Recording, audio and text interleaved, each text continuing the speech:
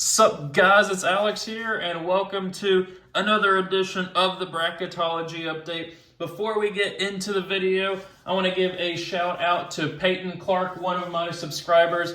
He said Noti Gang on the last video, commented that down below. If you want to get a shout out in the next video, make sure you have those post notifications turned on, hit that subscribe button, like the video, and comment down below Noti Gang for a chance at a shout out in the next video. But we are back here January 3rd, 2024, the first Bracketology of 2024. The calendar has finally turned over into the conference portion of the schedule. Most of the non-conference games have been completed at this point. Of course, there's going to be a few challenge games later on, like usually they do the SEC Big 12 Challenge and like the ACC Big 10, all that stuff around the end of January. But for the most part, we have transitioned here into conference basketball season. College football is almost finished. They had the two crazy playoff games this past week. Those were incredible to watch, by the way, even though I got both of my picks wrong. I picked Alabama and Texas to win, and of course, Michigan and Washington won. Go Huskies in the national championship game. But enough talk about college football. This is a college basketball channel. This is a college basketball video. And let's take a look here at the bracket watch. Top overall seed is Purdue. Got a big road win last night over Maryland. It was only like a 4-point spread, something like that. I actually had a 10-leg parlay that I put $10 on that would have won me $800. Hit 9 legs. Purdue was one of them. But the other one was Kansas State to beat Chicago State by 16.5. And of course, they only won by 7, so I missed out on $800 by 1 leg. I was frustrated, but enough about my betting world. Let's take a look here at the bracket watch, the bubble seeds. We have the first team out as Butler. It's kind of weird to see Butler back in. I feel like the last couple of years, they haven't been doing too well, but maybe that program's turning back around. They're the first team out currently. And then speaking of a team that hasn't really been anywhere the last couple of years, Nebraska now playing as the last team in.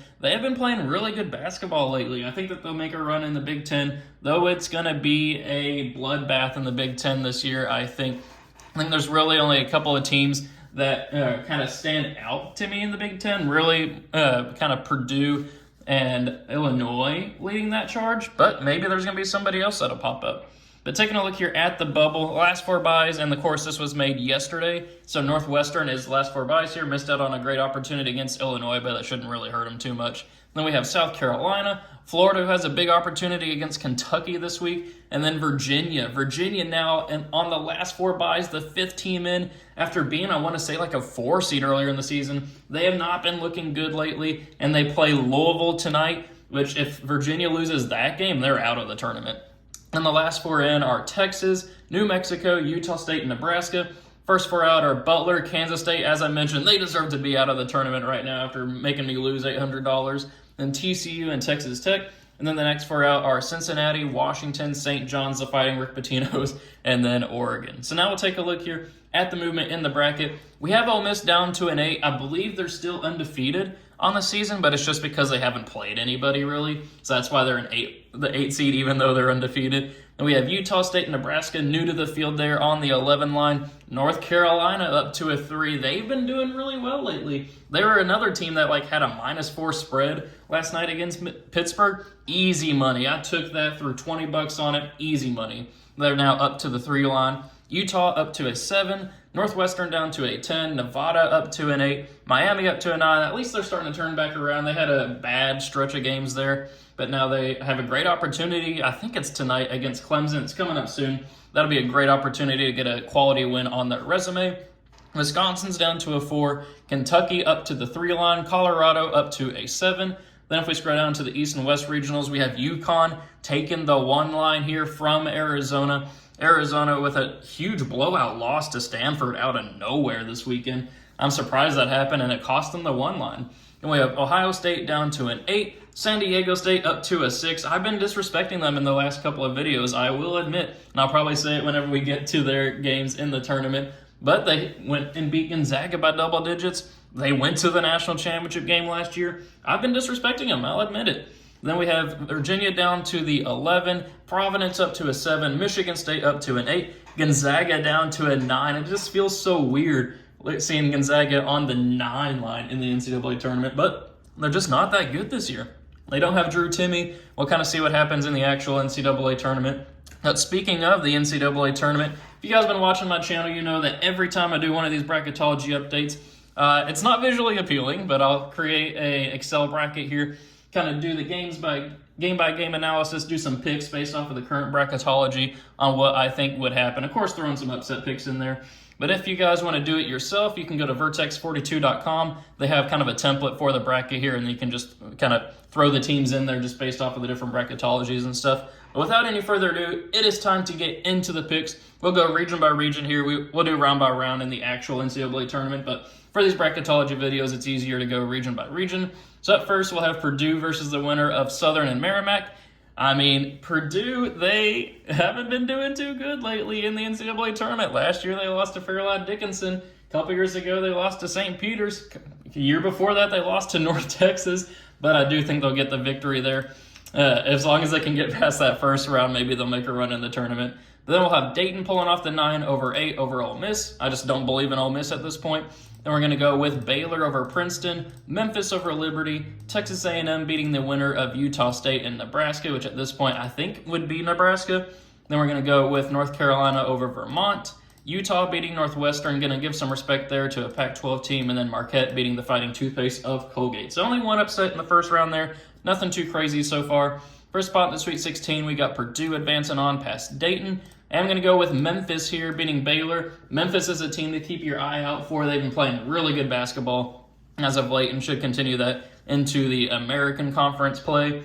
Then Texas A&M and North Carolina. I'm going to go with North Carolina winning that matchup there, and then Marquette beating Utah. So still no upsets here in this region, but we'll see what happens a little bit later. I just feel like this region's kind of a chalk region in my mind. But first spot in the Elite Eight, we are going to go with Purdue here, moving on past Memphis. Then we are going to go with North Carolina pulling off the 3/2 over Marquette, which sets up a 1 versus 3, Purdue versus North Carolina, and I'm going to do it. I did it in the last video. Well, I didn't have this matchup in the last video because of how it was bracketed, but I did have North Carolina in the last video in the Final Four. I'm going to have them pulling off the upset here over the #1 overall seed in the tournament, Purdue. I think North Carolina does have the size down low to hang with Zach Edey, and I think North Carolina has better shooting as well, especially with R.J. Davis leading the charge, scoring 20-plus points a game. I think that can make some noise and defeat Purdue there to advance on to the Final Four.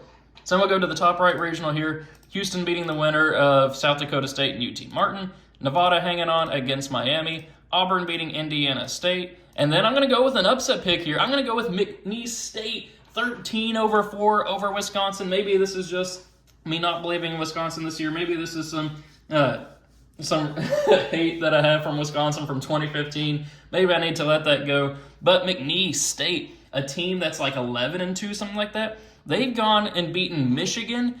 Oh gosh, who else did they beat? I want to say they beat like a Texas team. I can't remember off the top of my head, but this is a team that can make some noise in the actual NCAA tournament. I got a 13/4 there. Then I'm going to go with another upset pick with South Carolina, an 11/6 over Villanova. Kentucky to beat Fort Wayne. Colorado beating Mississippi State, and then Clemson beating Lipscomb. Then for a spot in the Sweet 16, we got Houston moving on past Nevada. Then we're going to go with another upset pick. Why not have a 13 seed advancing on to the Sweet 16? Have some fun. Have a Cinderella story. And I think McNeese State is actually a really good team this year. I think that they could make a run in the tournament. But then we're going to go with Kentucky beating South Carolina, battle of the SEC schools, and then Clemson beating Colorado. Then for a spot in the Elite Eight, we got Houston moving on past the Cinderella run of McNeese, and then Kentucky pulling off the slight 3/2 upset over Clemson. But then for a spot in the Final Four, I'm putting Kentucky in the Final Four. Houston, a team where their best win is either 6 seed Texas A&M or 7 seed Utah, haven't really been tested this year, but also they've beaten everybody they faced, so you got to give them credit for that. I just think the pace of Kentucky is going to move on past Houston. Kentucky scoring like 80-plus points a game. I got them moving on there past Houston and into the Final Four. So 2-3 seeds here in the Final Four so far. So we're going to go to the bottom right regional here and have Kansas beating Marist, Michigan State beating Gonzaga, Gonzaga losing in the first round here. Grand Canyon pulling off the 12/5 upset. They're one of my favorite sleeper teams for a first-round upset here. Florida Atlantic beating UC Irvine in a 4/13. Then we're going to go with Alabama beating Texas, who I think will beat New Mexico. Illinois beating Akron. Then we're going to go with Creighton, who have fallen down to the 7 line, beating Florida, and Arizona moving on past Drexel. So not too much upset picks here. If I can pick Arizona here, there we go. It took forever. But then for a spot in the Sweet 16, I want to pick Michigan State to pull off the upset. They've been playing much better basketball lately, but I am going to have Kansas moving on there. And we are going to move Florida Atlantic here to the Sweet 16 as well. Illinois will move on past Alabama, and then Creighton, I think, will fall to Arizona. I think Arizona gets it back on track here. Kansas will move on to the Elite Eight past Florida Atlantic. They just have too much size for Florida Atlantic at that stage. And then I'm going to go with Illinois pulling off the 3/2 upset. So all 3 seeds so far are in the Elite Eight, beating 2 seeds. And then for a spot in the Final Four, I am going to go with Kansas there. I think they're one of, if not the best team in college basketball at the moment. I got them moving on to the Final Four out of the bottom right regional. So I'm going to move on to the bottom left, the last one here. Connecticut beating Norfolk State. Iowa State falling to Ohio State there. That's a kind of a toss-up there, a 50-50 matchup for me. Then we're going to go with Oklahoma here, moving on past Indiana. Duke beating Samford. They beat Syracuse about 20 last night. San Diego State beating Virginia. BYU moving on past Weber State. Providence pulling off the victory over James Madison, who I believe is undefeated at this point. And then Tennessee beating Longwood. Tennessee and Longwood always seem to kind of pair up in the first round for some reason. Then for a spot in the Sweet 16, we do have UConn moving on past Ohio State. Duke pulling off the victory there over Oklahoma. San Diego State pulling off the 6/3 over BYU and into the Sweet 16. And then Tennessee here moving on past Providence. So then for a spot in the Elite Eight, I'm going with another upset pick here. Our third number 1 seed falling before the Final Four. I have Duke pulling off the upset. I think that team is starting to turn around there with the talent they have. I mean, UConn, obviously the national champions last year. I mean, heck, we have the 2 finalists in the same region here with UConn and San Diego State both making the Sweet 16. But I just think the talent of Duke, the coaching of Duke, the just pace of play that they have, I think they'll pull off the upset there over UConn. And then Tennessee will move on here past San Diego State. And then for a spot in the Final Four, Tennessee versus Duke, I am going to go with Tennessee. I know people would love to see another North Carolina-Duke Final Four matchup after the one they had a couple of years ago in Coach K's final game where North Carolina took him out. That's always a feather in the cap of North Carolina. They can always pull up in the classic Duke versus North Carolina arguments. That sets up a Final Four here of not too much chalk. We have 1 seed, 1 2 seed, and 2 3 seeds. So there's still some high seeds or low seeds, however you want to kind of phrase it there, but only 1 number 1 seed in there. So I feel pretty good about this Final Four. For a spot in the national championship game, I am going to go with Tennessee here, moving on past North Carolina, where they will face, as much as I want to put an LSEC final with Kentucky in there, you do have to go with Kansas there. They won the matchup earlier in the season. Both teams are improving at this stage, but Tennessee and Kansas for a spot, or for the national title here, I am going to go with Kansas at this point, winning the national championship game. I feel like they're just one of the best teams in college basketball. I mean, maybe I had them losing in the last video before the Final Four. It just kind of depends on how I'm feeling when I make these videos. But I think Tennessee making a run to the national championship. When was the last time they were in the national championship game? But that would be a fantastic year for them. That program's finally turning back around. And yeah, we got Kansas winning it all. So thank you guys for watching. Make sure you leave your reactions to my picks in the comment section below. Let me know your picks for the tournament and the bracketology. I always love kind of reading those, seeing what people are thinking, and kind of seeing the discussion that happens, because there's like 6 or 7 reply chains that are always kind of fun to read through. But thank you guys for watching. Hope you enjoyed it, and I will see you all later.